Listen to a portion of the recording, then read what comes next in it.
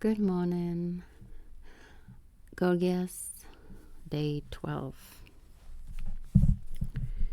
So, Callicles, someone else besides Polus, who is the disciple of Gorgias and Socrates, one of the onlookers, in other words, is still speaking. He has got quite a long speech, so I don't think I'm actually going to be able to finish it today. And Polus, he said, in my opinion, was quite right in laughing at you at the time. But now he himself, probably laughing at Socrates, but now he himself in turn has been caught in the same way. And I do not think much of Polus for the very reason that he agreed with you that it is more disgraceful to do than to suffer injustice. For it was as a result of his admission that he was caught in the toils of your argument and silenced because he was ashamed to say what he thought. For Socrates, though you claim to pursue the truth, you actually drag us into these tiresome popular fallacies, looking to what is fine and noble, not by nature, but by convention. Okay, that is an interesting insult. Though you claim to pursue the truth, you actually drag us into these tiresome popular fallacies. Is it a tiresome popular fallacy that it is better to suffer than to do injustice? Looking to what is fine and noble, not by nature, but by convention. Oh, okay, I get it. That we tell ourselves, oh, we need to be nice, and if we're nice, we won't do injustice. We will suffer it patiently. Hello, Nietzsche. Now, for the most part, these two, nature and convention, are antagonistic to each other. And so, if a man is ashamed and dares not say what he thinks, he is compelled to contradict himself. And you have discovered that clever trick and do not play fair in your arguments. For if a man speaks on the basis of convention, you slyly question him on the basis of nature. But if he follows nature, you follow convention.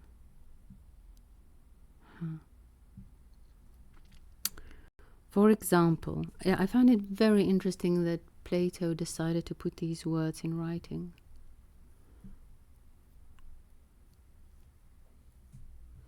For example, in our present discussion of doing and suffering wrong, when Polus spoke of what was conventionally the more shameful, you followed it up by the appealing to nature. For by nature, everything that is worse is more shameful, suffering wrong, for instance. But by convention, it is more shameful to do it. Okay, I see that.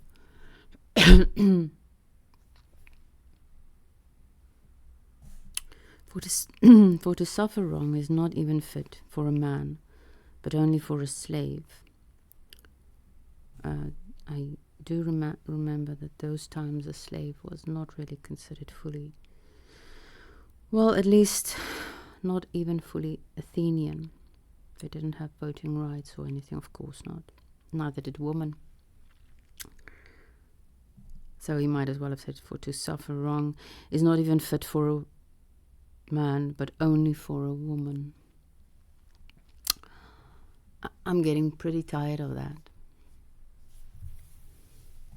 For who it is better to be dead than alive, since when wronged and outraged he is unable to help himself or any other for whom he cares. Which is not true of a woman, of course, if she knows the power of her own nature. But in my opinion, those who framed the laws are the weaker folk, the majority. And accordingly, they frame the laws for themselves and their own advantage, and so too with their approval and censure. and to prevent the stronger who are able to overreach them from gaining the advantage over them. They frighten them by saying that to overreach others is shameful and evil, and injustice consists in seeking the advantage over others. This is kind of how I justify all the COVID interventions by the government to myself. The state is there to protect the weaker, not the stronger.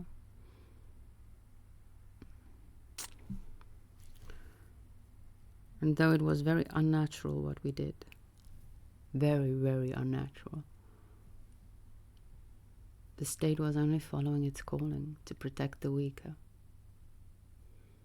But that was very extreme. For they are satisfied, I suppose, if being inferior they enjoy quality of status. That is the reason why seeking an advantage over the many is by convention said to be wrong and shameful, and they call it injustice.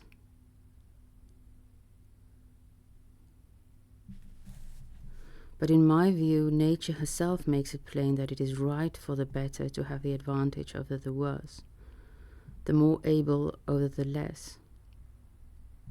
I do agree. And both among all animals and in entire states and races of mankind, it is plain that this is the case, that right is recognized to be the sovereign, I'm not going to be able to pronounce that today, and the advantage of the stronger over the weaker. For what justification had Xerxes in invading Greece, or his father in invading Scythia? And there are countless other similar instances one might mention. But I imagine that these men act in accordance with the true nature of right. Yes, and by heaven, according to nature's own law, though not perhaps by the law we frame. We mold the best and strongest among ourselves, catching them young like young lion cubs, and by spells and incantations we make slaves of them, saying that they must be content with equality, and that this is what is right and fair. Indeed, Nietzsche is amongst us today. But if a man arises endowed with a nature sufficiently strong, he will, I believe, shake off all these controls, burst his fetters and break loose, and trampling upon our scraps of paper, our spells and incantations, and all our unnatural conventions, he rises up and reveals himself, our master, who was once our slave, and there shines forth nature's true justice. And it seems to me that Pindar expresses what I am saying in that ode in which he writes, "Law is the sovereign of all, of mortals and immortals alike. And it is law," he says, "that carries all, justifying the most violent deed with victorious hand. This I prove by the deeds of Heracles, for without paying the price." It runs something like that. I am really super curious about what Socrates is going to be responding to this. I'm hungry for his response to these thoughts. For I do not know, Socrates is not going to speak for some time still. For I do not know the poem by heart, but it says that he drove off the oxen of Geryon, which were neither given to him nor paid for, because this is natural justice, that the cattle and all other possessions of the inferior and weaker belong to the superior and stronger. There was one god or demigod that also stole cattle as a baby. Who was it? It sounds like something Hermes would do. Walking backwards to this. The god escapes me. This is the truth then, and you will realize it if you, the one who killed the snake in his bed. So it must have been one of Zeus's illegal offspring, because Hera was trying to kill him. Was it Dionysus? This is the truth then, and you will realize it if you will now abandon philosophy and rise to greater things. Ooh, okay, so there he loses me. Abandon philosophy, abandon the love of wisdom, and rise to greater things. Okay, but let's see what philosophy is to him.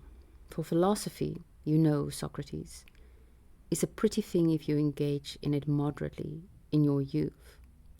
But if you continue in it longer than you should, it is the ruin of any man.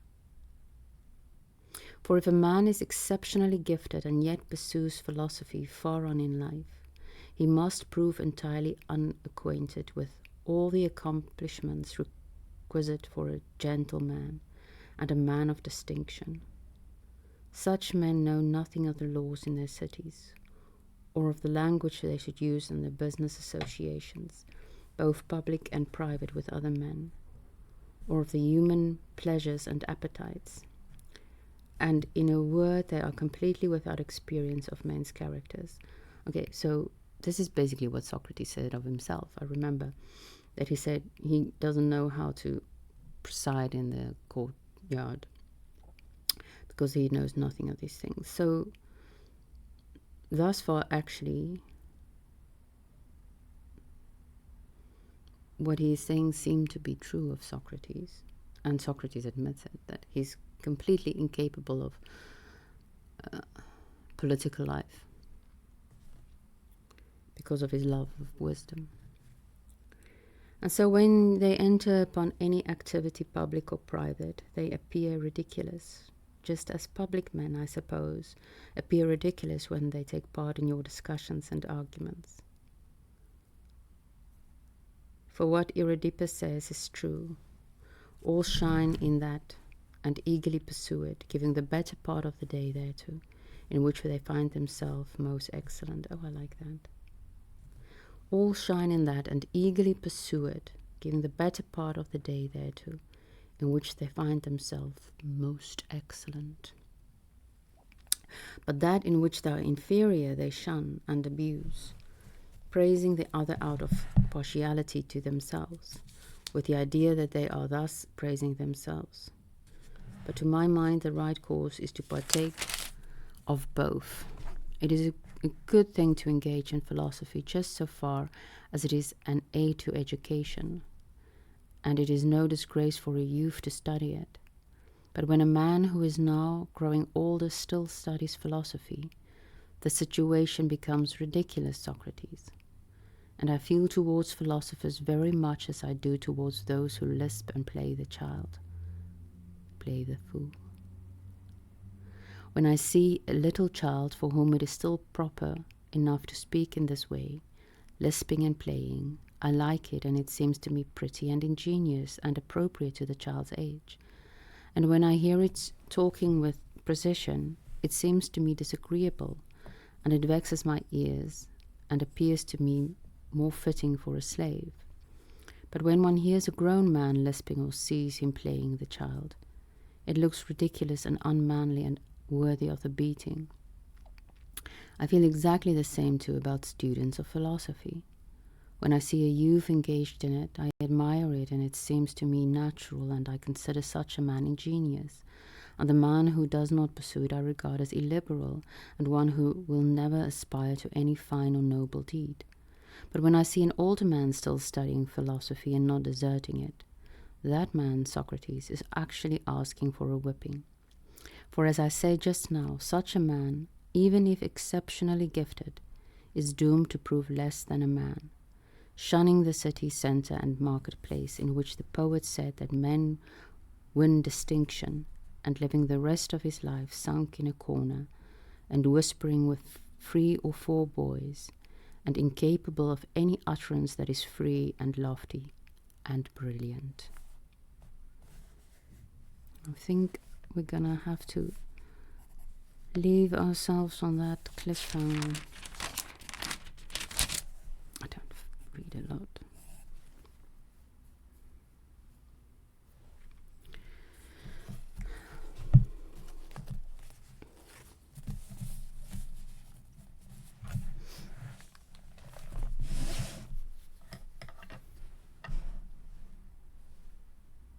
I hope it doesn't feel bad about people reading phenomenology, because that's how I will be spending my day. Have a good one.